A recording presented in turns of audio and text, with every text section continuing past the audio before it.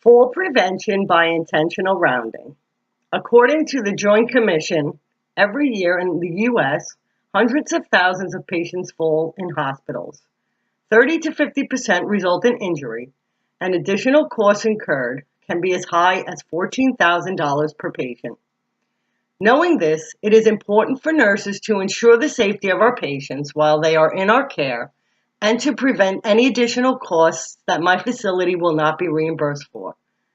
Promoting change to improve positive outcomes for our patients elevates leadership at the bedside by having a vision to improve our processes of care, and being involved in decision-making for such processes allows us to demonstrate those contributions to the bedside.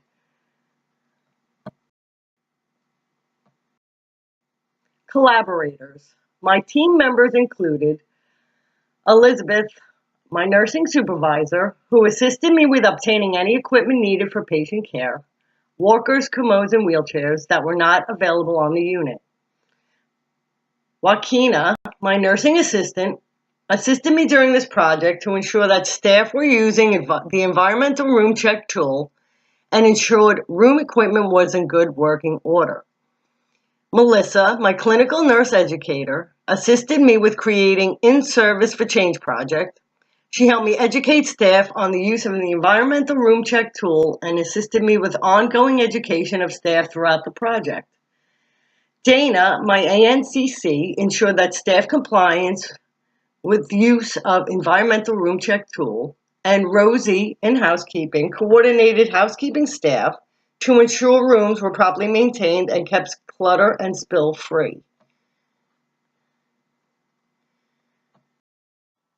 Aim: to reduce patient falls by 10% in 3 months by increasing intentional rounding of high-risk fall patients and use of an environmental room check tool.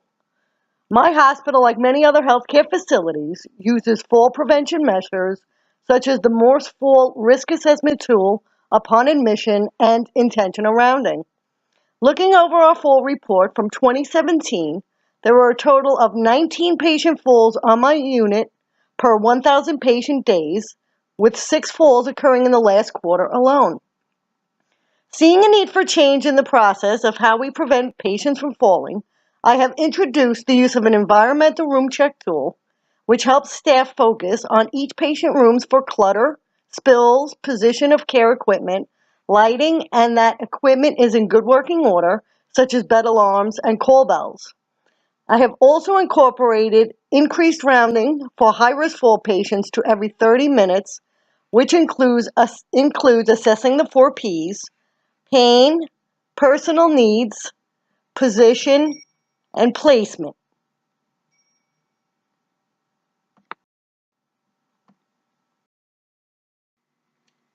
According to AHRQ, each year somewhere between 700,000 and 1 million people in the U.S. fall in the hospital. A fall may result in fractures, lacerations, or internal bleeding, leading to increased healthcare utilization. Research shows that close to 1/3 of falls can be prevented. The Joint Commission Sentinel Event Alert notes that injured patients require additional treatment and sometimes prolonged hospital stays. In one study, a fall with injury added 6.3 days to the hospital stay. The average cost for a fall with injury is about $14,000.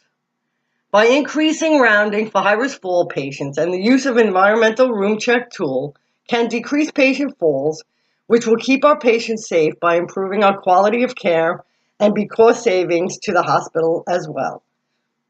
According to Brosey and March, evidence indicates that structured nurse rounds are safe, efficient, and useful in today's practice. Performing frequent nurse rounding may be cost-effective as an intervention because it promotes cost avoidance by reducing injuries related to patient falls and pressure ulcer formation, both of which may extend hospital length of stays. Plan. I collected data on falls within my unit. I assessed current care process to prevent patient falls. I assembled my fall prevention team. I researched interventions for change increased rounding time for high-risk fall patients, and an environmental room check tool. I met with team and staff to introduce my interventions and to educate staff on the ERC tool. I assessed staff knowledge of the definition of falls and discussed any barriers to implementing change. Do. I began implementing interventions within my district to test effectiveness. I assessed feasibility of interventions in action, and I began unit-wide implementations of the intervention. Study. Each week I collected the environmental room check tool. I performed weekly checks of falls on my unit since implementation of interventions. I compared number of falls on the unit with the data collected prior to implementation of interventions. Since the inception of the change project, there have been no falls on my unit. Act.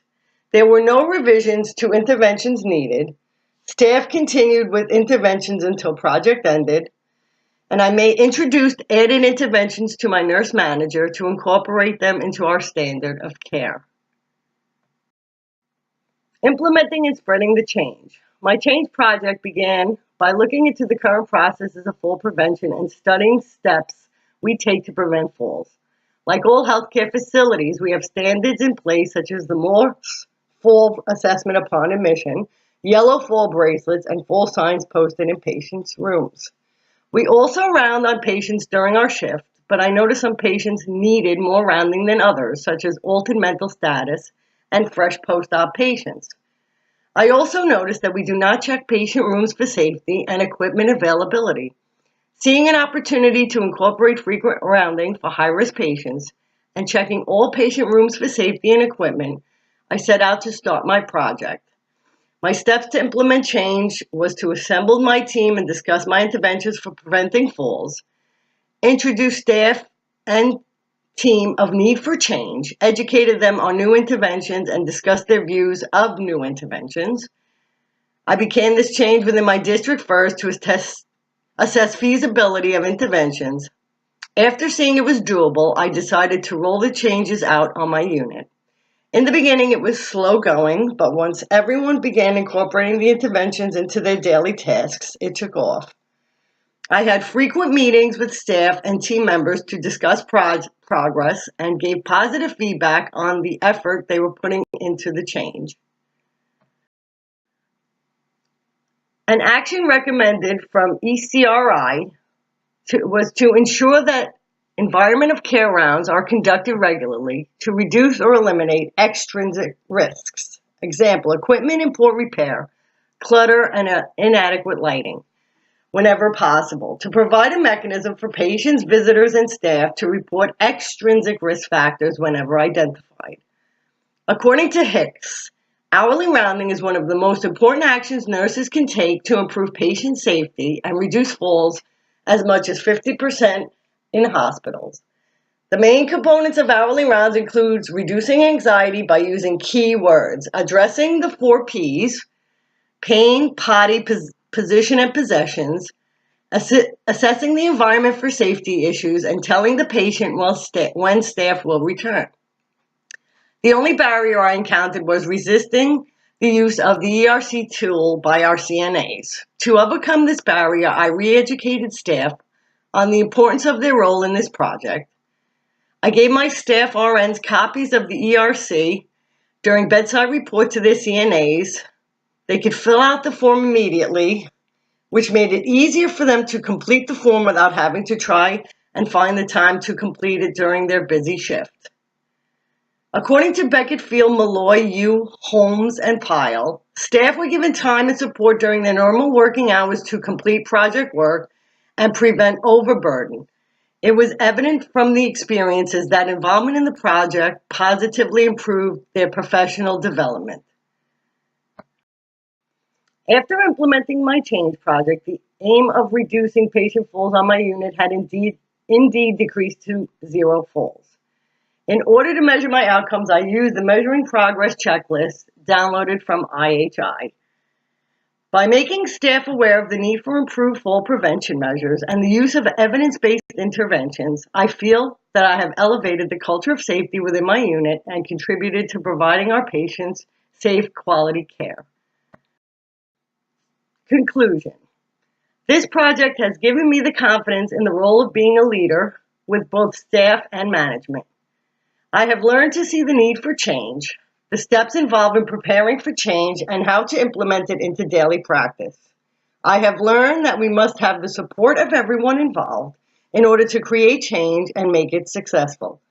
All disciplines are accountable for safe patient care, and by focusing on individual needs of our patients and their families, we can achieve this goal together.